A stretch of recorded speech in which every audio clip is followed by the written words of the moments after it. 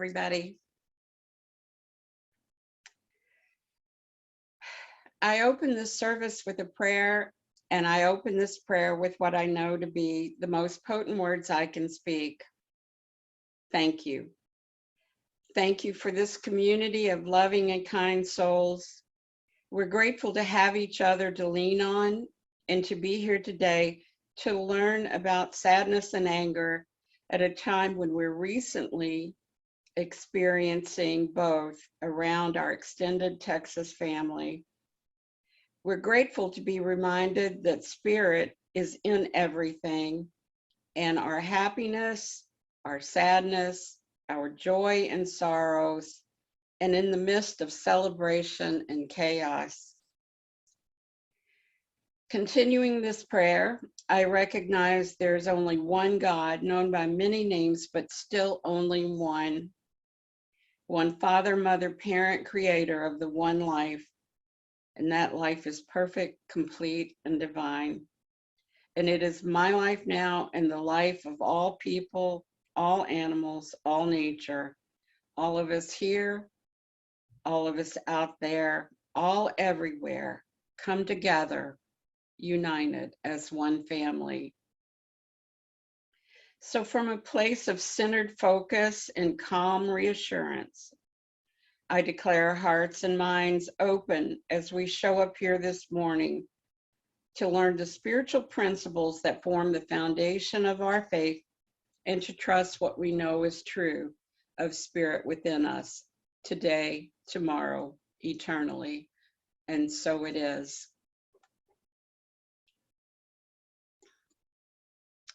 All right. Good morning and welcome to the Louisville Center for Spiritual Living. I am Pat Ferguson, your spiritual director for 2022. And right here is usually where I say a few words to let you know what the subject of the day is and who the speaker is. So I'm going to tell you that it's Vicky, and she's going to be talking about the emotion of anger and sadness in our lives and around current events. But I also want to tell you something that I learned in my classes. I had a class on Tuesday and read from a book that compiled some of Ernest Holmes' speeches. One of those speeches was the Whittier, California church dedication, where he experienced a cosmic consciousness event so powerful that he couldn't continue and had to sit down and spoke to very few people about it afterwards. Now that's a story all in itself, but what I want to comment on is that before in this event took place in his speech, he was talking about the dedication of churches in our organization. Coming off of our annual meeting last week, it got me to thinking about something he said. We are a teaching order, not a preaching order. And should we become the most prosperous organization and build churches that would make the Taj Mahal blush with shame, we will become a dismal failure in the evolution of man's concept of God. I read those words and I smiled.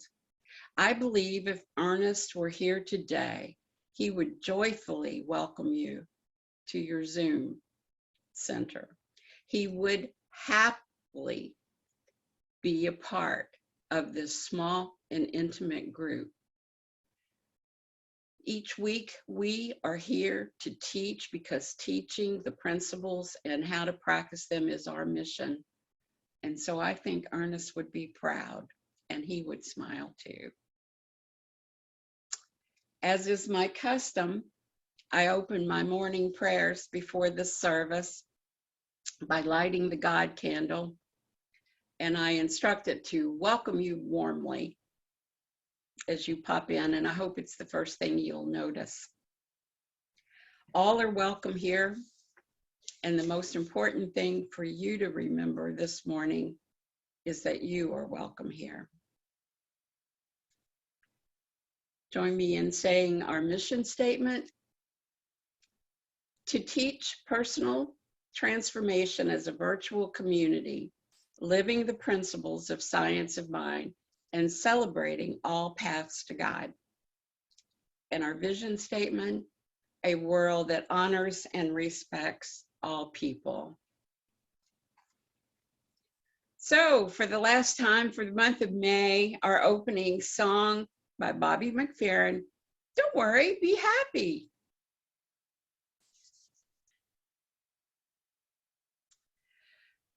That's such a fun song. May is our month to discuss emotions, and we have come to this last week to talk about anger and sadness.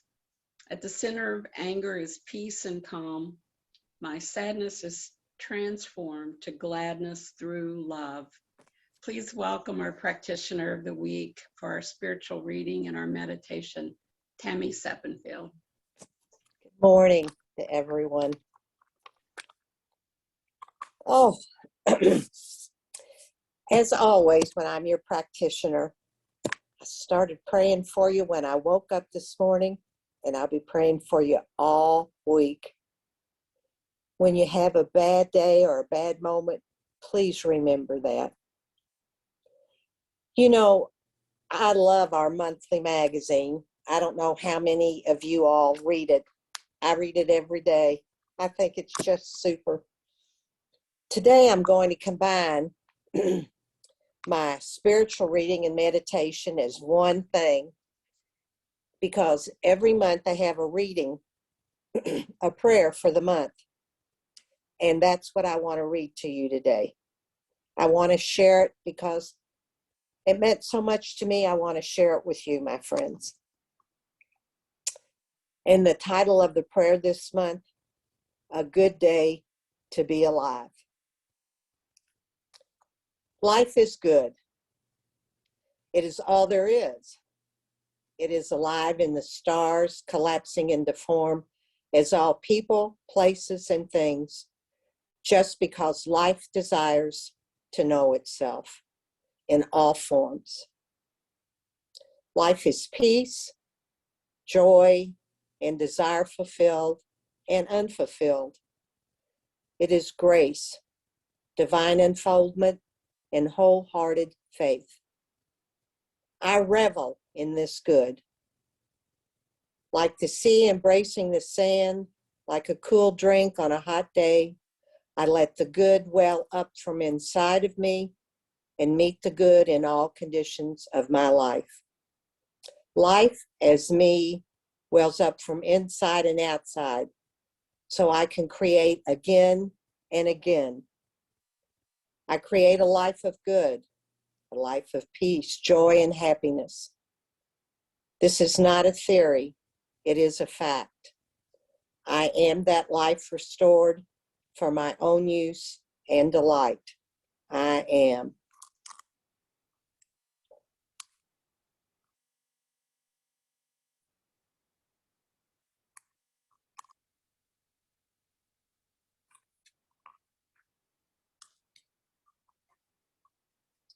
As I know this, I am life for me. I know it for every single person who reads this prayer. I know it for all people everywhere. Each of us is life collapsed into form, nothing lacking, nothing missing. Each reader lives a life filled with good and knows it from the inside out. Anything, any thought, belief, or conditioning that stands in the way of peace, joy, and happiness falls away, never to return.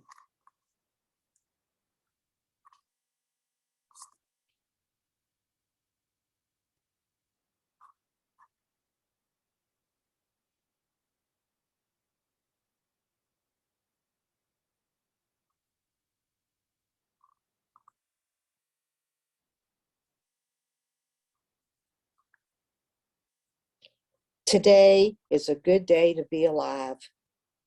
From this goodness, I speak my word. I lay down all burdens and know that I know. My word is faith made manifest. And I see that this is true for everyone. I affirm and declare that all is well. Whatever you believe has burdened your life is now laid to rest, sent back to the nothingness from which it came. I affirm that you revel in life and that whatever it is that left you outside your own heart can no longer operate, no longer harm. It's a good day to be alive.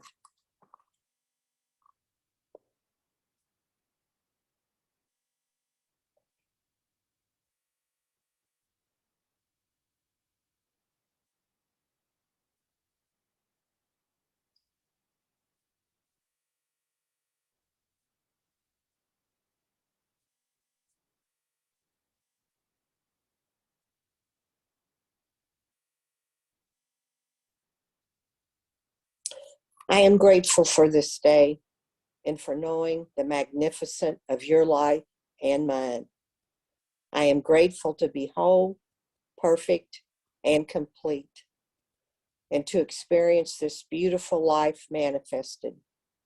I am grateful to see it everywhere I look, and I am happy that the blessing of my vision is already manifested. What a great day. I release my word, knowing it is done, and so it is. And have a blessed day today, my friends. Thank you. Thank you, Tammy. Now we're going to have some special music from Fearless Soul, Believe.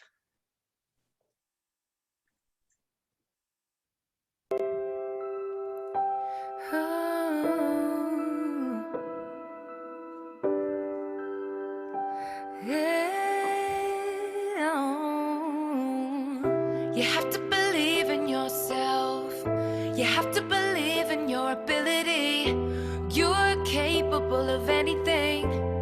You can achieve any dream. Please don't limit yourself. Don't live your life limited. It's not all sadness and misery. Life's a challenge, but you will succeed. Take control of how you feel in every circumstance. Work on yourself daily. Your story's far from done. The best is yet to come. To achieve, you must believe. You can live out all your dreams. Persevere, you'll make it through. What you need is all in you. When you believe, you will achieve. You can live out all your dreams. It's about time you knew the truth. You got the power all in you. Whoa, whoa, whoa.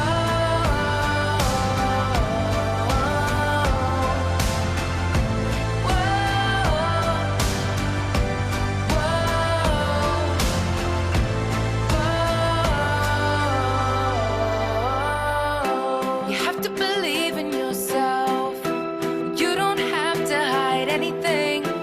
You can be your true self. Don't need to follow society. Never forget that you're blessed. Give thanks for everything. Even the hard times will turn out to be blessings. No matter how you feel, you can learn from your pain. It's there to make you great. Your story's far from done. The best is yet to come. To achieve, you must believe. You can live out all your dreams. Persevere, you'll make it through. What you need is all in you. When you believe, you will achieve. You can live out all your dreams. It's about time you knew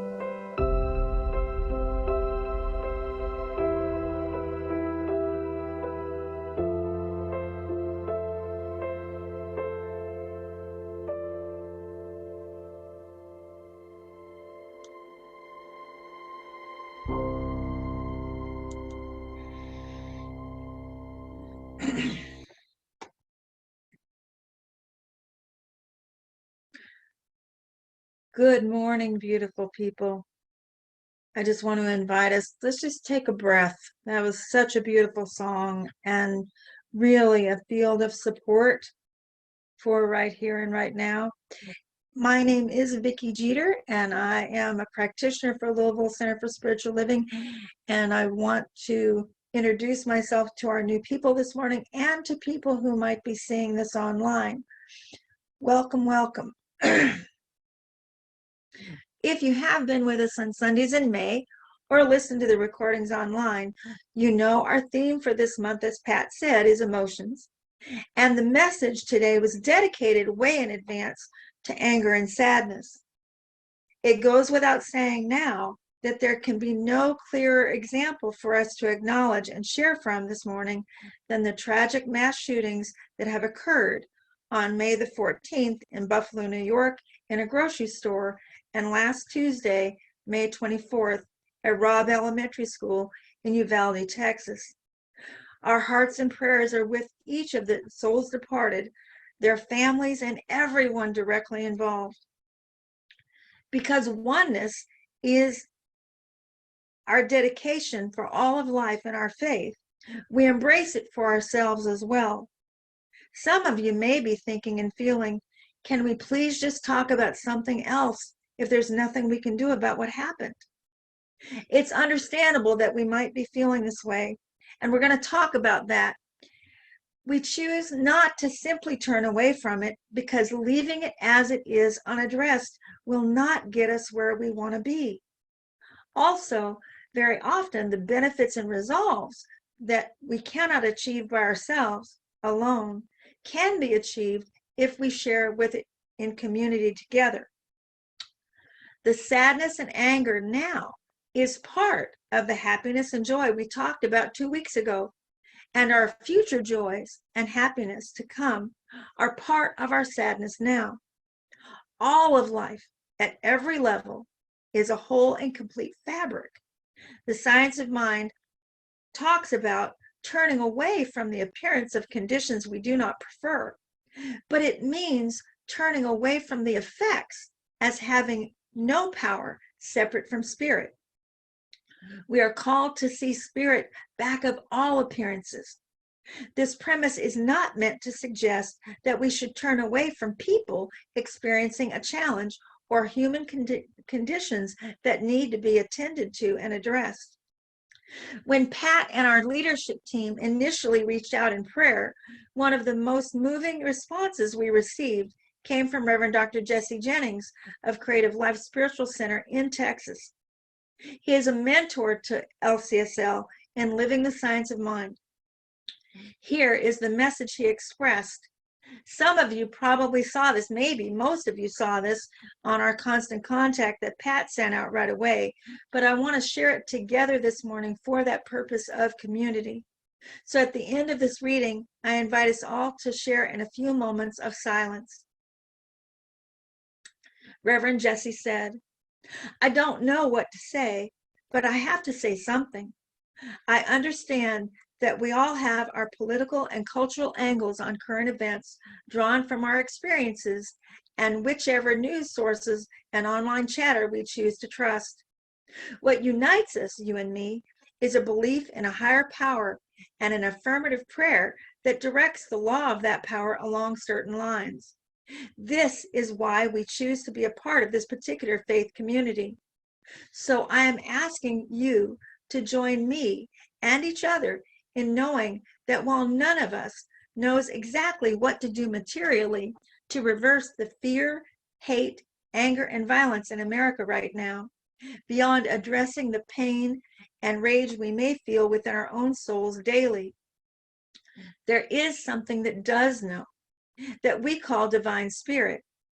Humanity didn't spend millennia evolving to this point just so grocery store shoppers could be gunned down because of their color of skin, or a disturbed man could buy an AR-15 the day after his 18th birthday to massacre children in their schoolroom. We haven't come this far just to witness increasing warfare worldwide famine, climate disaster, endemics, the list goes on and on. Our human inclination is to find who's to blame for all this. So I speak to our higher spiritual selves, our higher spiritual mind, which knows that at the root of all suffering or its perpetration is fear, and that fear is rooted in the gnawing fear and miserable sense of separation of oneself from the God source. The same sensation you and I may be feeling at times ourselves as we're hit with wave after wave of tragedy to emotionally process. And if a sense of separation is the issue, we know what to do about that. We have it built into our practices. Pray. And by prayer, I don't mean the blithe, quote unquote, thoughts and prayers of some politician's press release, but real engaged prayer that goes something like our Christian neighbors recite. Create in me a clean heart, O God. There is one life, one planet, one America. We co-create it, we jointly cause its successes, and we are complicit in its failings. May there be equality, justice, and lasting peace for all. With love, Jesse.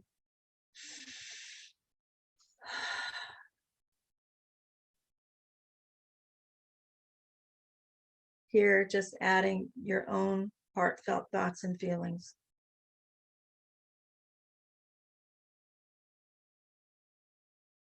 So we strive to pray from the depth of our sincerity with conviction and reflecting on the power of prayer. This is what we strive for in relation to all our prayers, authenticity and effectiveness. But when our first responses or reactions to this tragedy or any of the challenging experiences to start from is incensed anger and seemingly endless grief, how do we get to the place where we can pray with any sincerity? We're going to look at this from three perspectives. One, how do we move ourselves from anger and sadness into prayer? Two, with everything going on in the world, how do we keep from going numb? And three, how can we know that who we are and what we do makes a difference? Looking at anger first, like fear, our potential for anger has its place and beneficial purpose in nature. Our anger can tell us where boundaries need to be set in behaviors and relationships. For example, shooting people out of anger and rage is not okay, ever. As a society, we must come together and learn how to set boundaries that keep that from happening. The key is learning how not to act when we're angry. If you can catch yourself in a natural reaction to something that might make you mad and choose not to go there, by all means, choose a response you would prefer instead. Anger is the most volatile, interesting, very interesting when the voice does these kinds of things as certain truths are being spoken. Anger is the most volatile and potentially detrimental of all emotions, and it serves the best outcomes not to act in anger if possible. Tammy Ellis gave us an excellent example of this during our Sunday on Play, when she told the story of the mom who came home to find her 3 kids throwing green jello on the kitchen wall. The mom could have gotten really mad, and she started to, but then she stopped long enough to ask them why they were doing it and joined in the fun instead. As much as we might like to think it would be easier if we could just skip over feeling angry at someone or about something, anger is really very much like toothpaste squirting out of a tube. You can't really fit anger back nicely and neatly into the box it came from, and it doesn't work to deny it. Once we're angry, it's a really good time to take that pause. Stop and just breathe for a minute. Give yourself time to see what you want and need to do so you can consciously respond instead of automatically reacting. Now, I know most of you have probably heard about the power of storytelling. In my experience, where both anger and sadness are concerned, Having the chance to express the story of how something impacted you can be the first step to clearing and transforming the anger and sadness. Telling your story about how something affected you is very different than talking about other people for the drama of it. When we talk about a situation without thinking, especially about other people, the effect can be just fueling the drama. But when you know you have been impacted by something in an event or a relationship to someone, finding a safe place to share the story can help you get in touch with and sort out how you have been affected and how you choose to feel about it. Then it becomes much easier to see what is yours to do next. This is one of the benefits of spending time with a practitioner. Anytime you need the chance to get clarity around how you feel about something, reach out and let any one of your practitioners know. That's part of what we're here for. Your practitioners are here to support you in gaining clarity about how you feel and your choices, and we support you in turning toward prayer as you come to praying with conviction yourself. Now, let's talk about sadness for a minute. One of the first things to remember about sadness is that sadness is almost always an expression of grief due to loss or change. Even when a change has happened that is clearly good in the big picture, there can be sadness for the loss of the way things were. If you have perhaps been wondering or giving yourself a hard time about seemingly perpetual sadness lately, cut yourself some slack. We have all been through so many changes in the last 3 years. It's almost impossible for anyone to tell whether we're coming or going in nature's natural intended grief process. One encouragement I have for you about this is don't hesitate to let yourself cry sometimes. Allowing tears can bring relief to your emotional system, even if you're not sure what you're crying about anymore. Sometimes it can feel like if we allow ourselves to start crying, there will be so much behind it that we won't stop crying.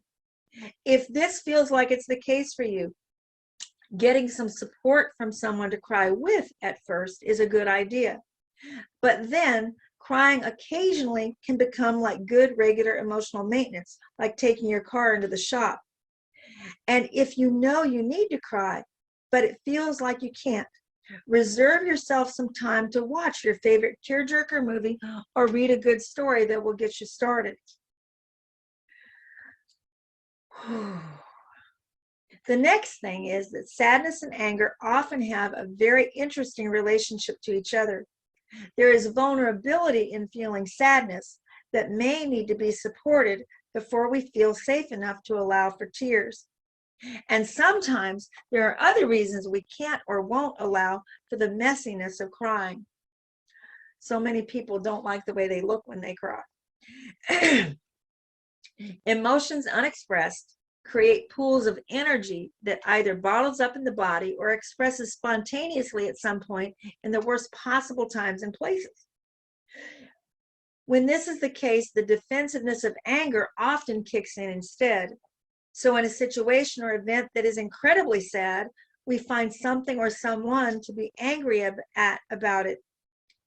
Thus, in the grief process that eventually comes no matter what, oftentimes there is anger to be worked through before we recognize our sadness. An example of this is actually happening right now in my own life. My mom died of emphysema in 1997 when she was 58 years old. I was 34. I wasn't angry with her as she died because that she couldn't quit smoking. I was angry because she refused to try to quit. When she died, I had one short burst of tears at her celebration of life, and I never really cried again after that until this week, when I finally got clear enough about what happened to let go of the anger and feel the sadness. The beauty of that is now a whole new piece of my life has come into new, clearer alignment for greater good.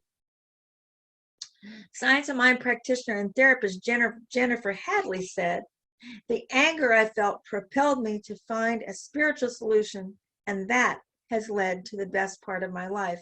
And I think if you reflect on it, we can probably all recognize when that's happened. In the darkest nights of the soul, we think like it's the end of the world.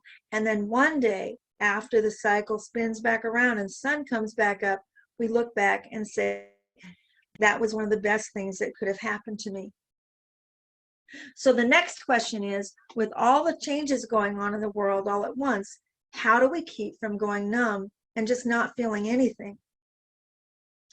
This is an especially important question because I don't think any of us would suppose the number of challenges and potentials for change that we're going through is likely to subside tomorrow.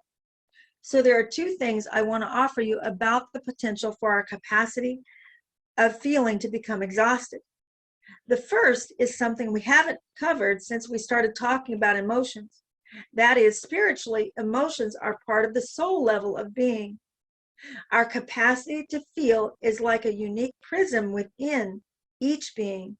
As the light of spirit shines through, our capacity for an entire rainbow of emotions and feelings are created.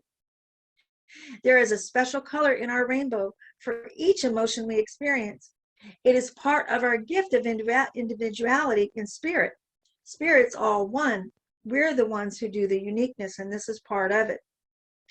The important thing to keep in mind, as far as this question is concerned, is that we are intended to be in touch with and express our full palette of emotional colors, like a full scale of musical notes. For example, remember how Reverend Rick suggested that our emotions are a spice rack of life? We are intended to be in touch with more than one emotion in a day. It's all right and healthy to both feel our concerns for what's happening in the world and express joy and happiness in the day too.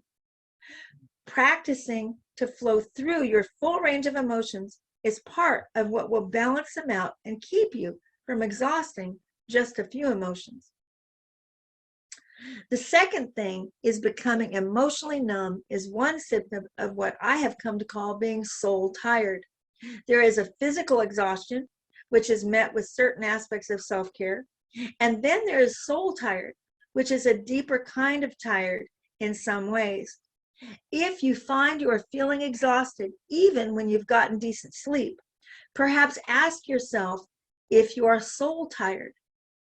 If so, spend time in still meditative states for deeper, longer periods of time.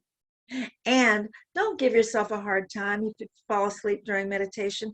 I know a lot of meditation teachers will say, if you fall asleep when you're meditating, you're not really meditating. And I'm saying, if you fall asleep when you're meditating, that's how badly you need to sleep. And in my experience, that's the kind of sleep that is soul rest.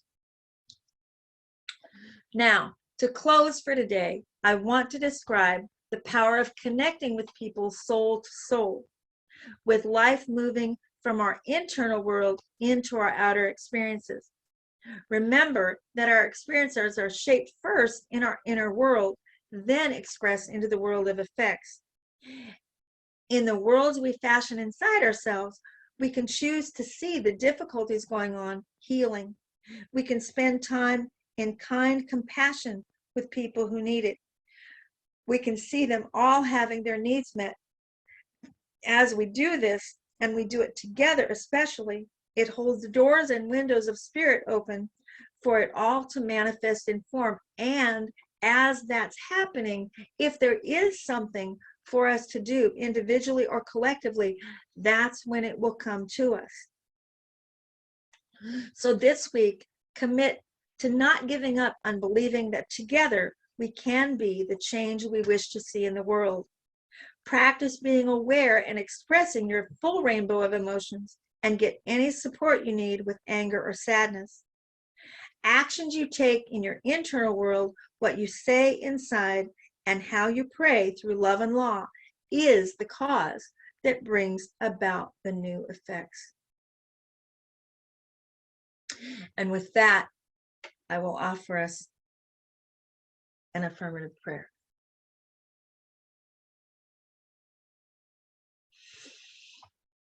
Just take a breath right where you are. Each of us surely has had both a unique experience of this and our collective experience.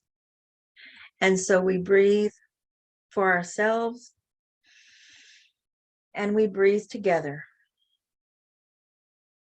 relaxing into that place that is unconditional love, or the closest thing you've ever known to it. Take a moment and call forth the graciousness of that love. As I, in this moment, open myself to that love as a vessel of spirit, recognizing there is one, regardless of appearances, there is one. And that one is universal, endless, limitless love and law, always and forever expressed at the level of the highest possible good. And that I am, as is each person within the sound of my voice, in mind, heart, and soul. And from this alignment, I realize right here and right now in my experience that the words spoken here this day, the intentions that we have individually and collectively, are received by the law and acted upon. And that whether we have it confirmed in human form or not, we know that that highest and best is met, and that if there is anything that is ours to do, if there's anything that is ours that we need right here in this group, that need has room to express, that the feelings have room to express like blossoming flowers, and that all is well in God and in alignment will manifest as well in our worlds. For this knowing, thank you, thank you, thank you, Mother, Father, God. With the faith of a child, I release it into the law and I let it be, and so it is.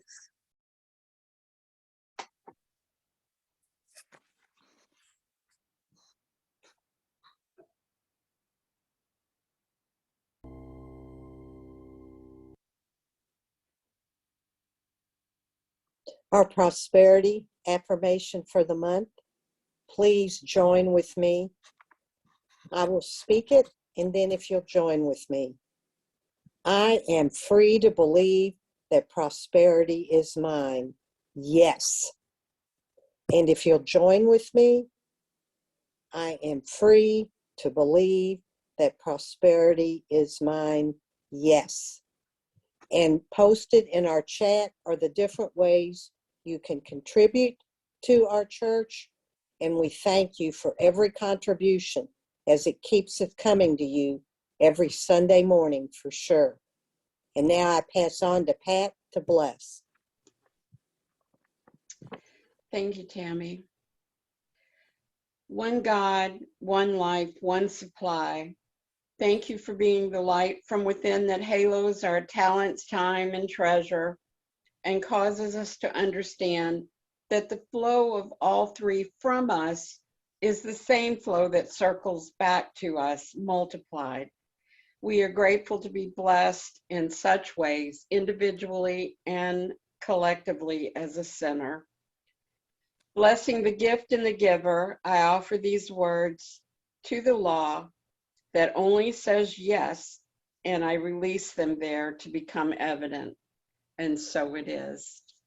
So it is. And now for our announcements for today. Next Wednesday is our first Wednesday spiritual connection.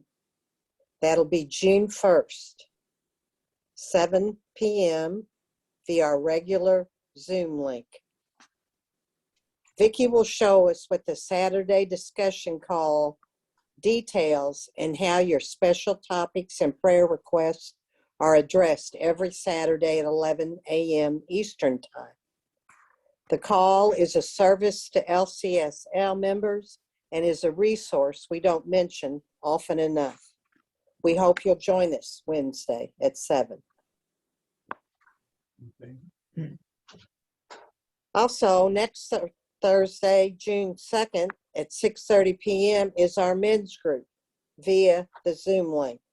It'll be next Thursday, June 2nd and June the 16th. First Saturday visioning, telebridge only. On the left of your screen is the phone number and the access code. This week it will be June 4th, that's Saturday at 10 a.m. and it lasts approximately 45 minutes. Next week, our June 1st speaker is Mrs. Vicky Jeter, and her subject and topic will be Welcome to the Body Temple. And please remember, every day, you are magnificent. Thank you. Thank you, Tammy. And yes, you are magnificent.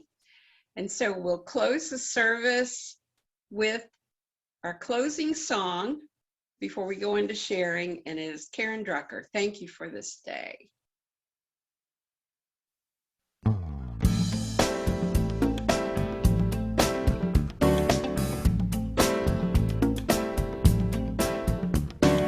Thank you for this day, Spirit. Thank you for this day. Thank you for this day, Spirit. Thank you for this day. This healing, this healing, this healing day. This healing, this healing, this healing day. Thank you for this day, Spirit. Thank you for this day. Thank you for this day, Spirit. Thank you for this day. This healing, this healing, this healing day. This healing, this healing, this healing day. Thank you for this day, Spirit. Thank you for this day. Thank you for this day, Spirit. Thank you for this day. This healing, this healing, this healing day. This healing, this healing, this healing day. Thank you for my friends, Spirit. Thank you for my friends. Thank you for my friends, Spirit. Thank you for my friends. My wonderful, my wonderful, my wonderful friends. My wonderful, my wonderful, my wonderful friends. Thank you for my friends, Spirit. Thank you for my friends. Thank you for my friends, Spirit. Thank you for my friends. My wonderful, my wonderful, my wonderful friends.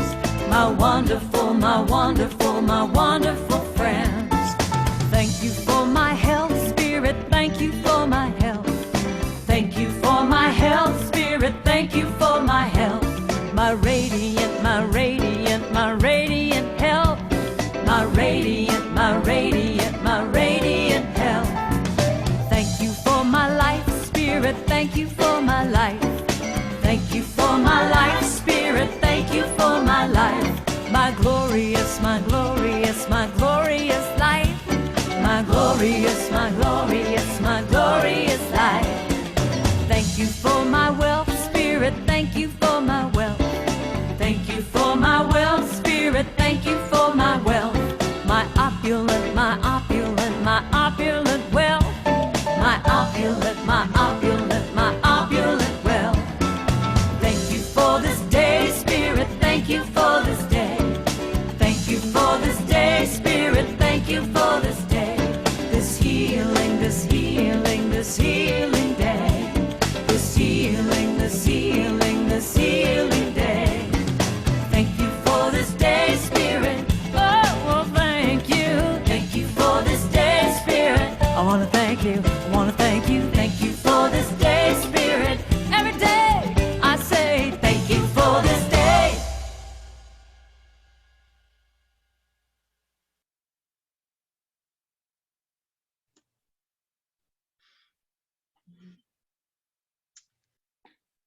The way through the sadness and grief that comes from great loss is to use it as motivation to generate a deeper sense of purpose.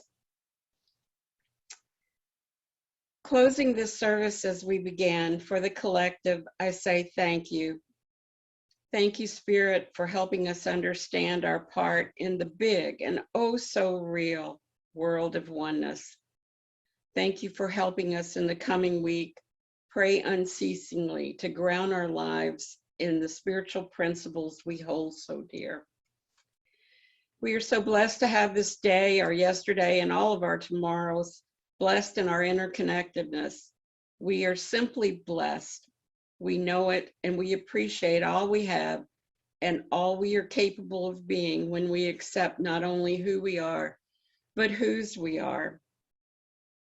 As always, we're especially thankful for this philosophy that taught us that God is within and we are never separated. Never, not now, not ever. And on these and multiple other gratitudes, I lift our words of hope for a world of peace and nonviolence into a law that always says yes, automatically and impartially, and I release them there. And so it is.